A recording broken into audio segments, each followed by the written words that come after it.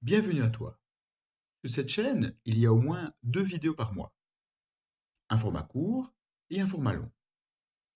Je profite de cette introduction pour te demander que si tu aimes le contenu de la chaîne, de ne pas hésiter à t'abonner, de liker les vidéos que tu préfères et de mettre un commentaire si tu le juges nécessaire. Cela aidera l'algorithme de YouTube à faire connaître ma chaîne auprès des autres. À tous, prions de venir, salut. Je suis à Madrid dans le cadre du CIRED, c'est la conférence internationale pour les réseaux électriques de distribution. Durant cette conférence, j'ai eu l'occasion de parler un petit peu de ma thèse, ça va la blockchain. J'ai même donné un petit cours. Donc je me disais que c'était une bonne occasion de vous présenter ce qu'est la blockchain et le thème de ma thèse. Alors pour rendre ça un peu plus agréable, je vous propose de faire ça tout en visitant Madrid. Voilà, à tout de suite.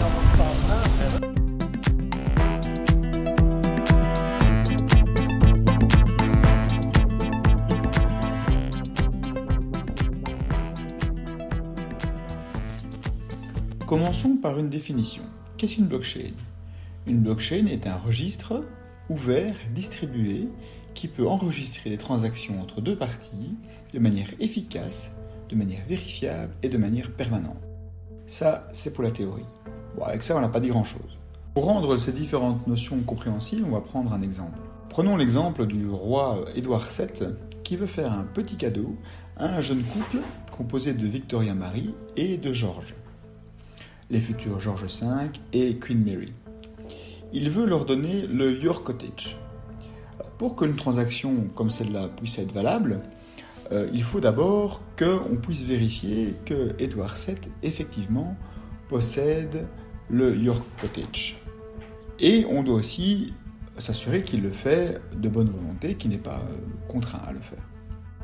Pour prouver tout ça, on va mettre l'ensemble de ce petit monde chez le notaire, qu'il va écrire une ligne de la transaction dans un grand livre qu'on appelle un registre, et ce registre va dire la date de la transaction, qui est le vendeur, qui est l'acheteur, et que le notaire certifie que tout cela est bien correct. Comme tout système, cela dépend évidemment de la qualité de cet homme du milieu, de ce notaire, et également de la tenue de ce registre. Le registre peut être évidemment détruit par un incendie par exemple, peut être falsifié, le notaire peut également jouer un sale coup et supprimer les acheteurs par exemple et s'approprier le bien. Donc tout autant de choses qui permettraient de tricher en fait, ou en tout cas de rendre les transactions beaucoup moins sûres.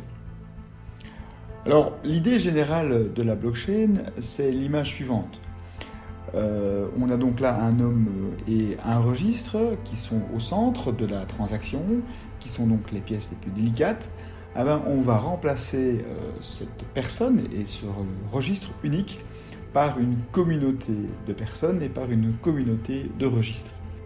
Tout ça est bien beau, mais devant le fait que l'on a en face de soi non plus un registre et une personne, comment est-ce que l'on peut être sûr que ce registre, cette transaction, est la bonne? Comment est-ce qu'on peut s'assurer qu'il y a effectivement une transaction correcte qui a été établie?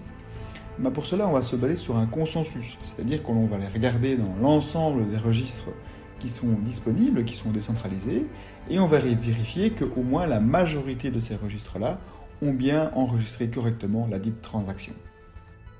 Cela introduit donc une notion qu'on connaît assez bien dans la théorie des jeux, qui est la notion de consensus.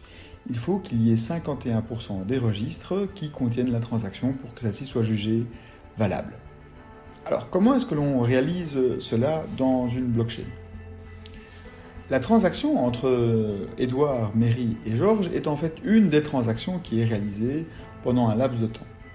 L'ensemble des transactions sont jetées dans une sorte de lac, une sorte de réservoir de transactions. Et on va voir là apparaître un rôle important qu'on va appeler le mineur. Alors le mineur n'est pas une personne physique, c'est un hardware, c'est un équipement électronique, c'est un PC si vous voulez, qui est fait tourner un programme, un software, qui va aller sélectionner à l'intérieur de ce réservoir de transactions certaines d'entre elles. On ne va pas trop s'apesantir sur les critères qui font qu'ils choisissent celle-là plutôt qu'une autre. L'un des critères les plus évidents, c'est qu'à chacune de ces transactions sont associés des frais de transaction qui pourraient retourner à la personne qui à qui appartient le mineur, le hardware. Donc il va choisir un certain nombre de ces transactions-là, il va vérifier leur justesse, il va vérifier si elles sont bien correctes, et si elles sont bien correctes, il va les inscrire tout ensemble dans ce qu'on appelle un bloc. Pour reprendre mon image de mon registre de tout à l'heure, c'est comme si il y avait toute une série de lignes qui étaient disponibles. Il choisit les différentes lignes et il les met sur une page d'un registre. La page du registre est un bloc. Une fois que son bloc est établi, il va dire à l'ensemble de la communauté des mineurs, mais également des utilisateurs, ben voilà les gars, écoutez, j'ai réalisé ici un bloc avec l'ensemble de ces transactions-là, et je vous propose que vous ajoutiez ce bloc à votre chaîne de blocs, au bloc précédent que vous aviez en votre disposition. C'est comme si, pour reprendre mon image, il avait établi cette feuille, il la photocopie et l'envoie à l'ensemble de ses petits copains en disant, ben voilà la page 484 qui suit la page 483, merci de l'ajouter à votre registre. C'est exactement cela qui se passe dans une blockchain. Le rôle de ce mineur est évidemment tout à fait clé. Il doit donc vérifier que les transactions sont correctes, il doit vérifier l'origine du bien, donc à partir du moment où il a été créé dans la chaîne, est-ce qu'il a bien été transféré aux bonnes personnes. Pour cela, il doit avoir le registre complet, donc il garde l'ensemble du registre, en tout cas une copie de ce registre. Il collecte toutes les transactions, comme on vient de le lire, et il les met dans un bloc. Mais pourquoi est-ce que l'on ferait a priori confiance à cet ordinateur et à ce software ? Pour cela, on va y mettre plusieurs protections. On va mettre en fait 3 niveaux de protection. La première, c'est que le mineur qui va avoir le droit de publier sa page, de publier son bloc, on va le choisir au hasard, parmi une communauté de mineurs. Les autres mineurs auront donc pour objet et auront donc pour objectif de vérifier que les transactions qui sont à l'intérieur du bloc sont effectivement correctes. La troisième protection, c'est que l'ensemble des registres de tous les mineurs sont disponibles et consultables par toute personne, et donc chacun peut vérifier que sa transaction a effectivement été acceptée par la majorité des mineurs. Je ne vais pas rentrer dans les détails sur les différentes méthodes de choix des mineurs, j'y reviendrai probablement dans un format court. Je vais par contre ici illustrer ce que je développe dans le cadre de ma thèse. Dans le cadre de ma thèse, j'estime que le choix d'un mineur peut correspondre à 4 critères. Le premier, c'est qu'un mineur doit vraiment être motivé pour le devenir, et donc il doit mettre sur la table un certain nombre de valeurs, un certain nombre d'euros si vous voulez, pour être désigné mineur. Ça, c'est un premier critère. Un second critère, c'est sa réputation. Au plus il a déjà dans le passé miné des blocs, au plus il a pu démontrer qu'il savait contrôler les transactions et pouvoir les mettre dans un bloc, au plus on peut lui faire confiance. Et donc le nombre de blocs peut être égal à sa réputation, donc le nombre de blocs qu'il a miné peut être égal à sa réputation. Le troisième critère est un critère qui est lié à l'âge du dernier bloc qu'il a miné.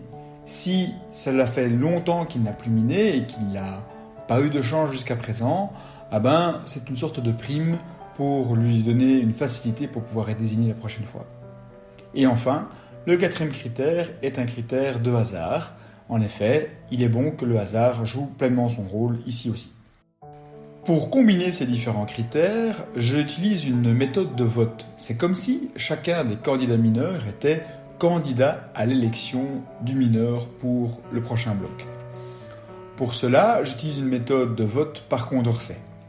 Alors c'est un petit peu complexe, mais je vais essayer de vous la simplifier le plus possible en prenant un exemple concret. J'ai donc 5 candidats mineurs, Georges, Henri, John, Richard et Édouard, et j'ai mes différents critères, à savoir la valeur qu'ils ont mis sur la table, l'âge du dernier bloc, leur réputation et le nombre aléatoire qui est généré de manière automatique. Je vais mettre derrière chacun de ces critères une pondération. Je vais par exemple estimer que la réputation est vraiment importante et donc je vais lui donner par exemple un facteur de poids 5. Je vais ensuite estimer que l'âge est très important, l'âge du dernier bloc est très important, je vais donner un facteur de pondération de 3. Pour les euros qui se mettent sur la table, je vais mettre un facteur de pondération de 2. Et pour le nombre de hasard, je vais mettre un facteur de pondération de 1. Pour chacun de ces critères, je vais créer une matrice de duel. Je prends ici l'exemple de l'âge, que je vous ai remis en haut du slide. Je vais donc regarder Georges par rapport à Henri, si Georges est meilleur pour le critère d'âge que Henri, ce qui est le cas. Georges a 45 comme niveau d'âge, Henri a 3. Donc Georges est clairement un des blocs plus vieux que Henri.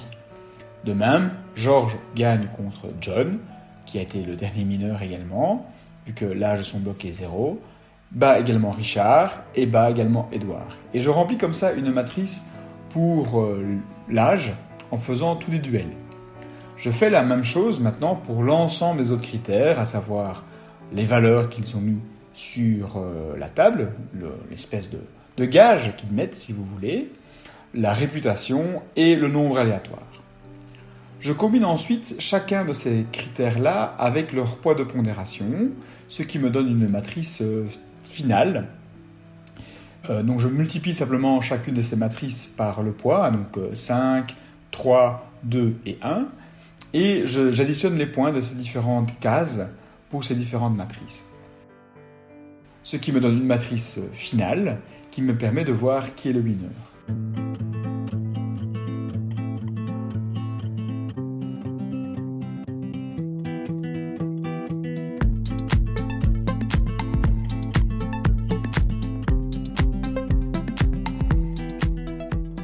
Je vais terminer sur cet exemple, cette vidéo. J'espère qu'elle vous a plu et que ça n'a pas été trop compliqué.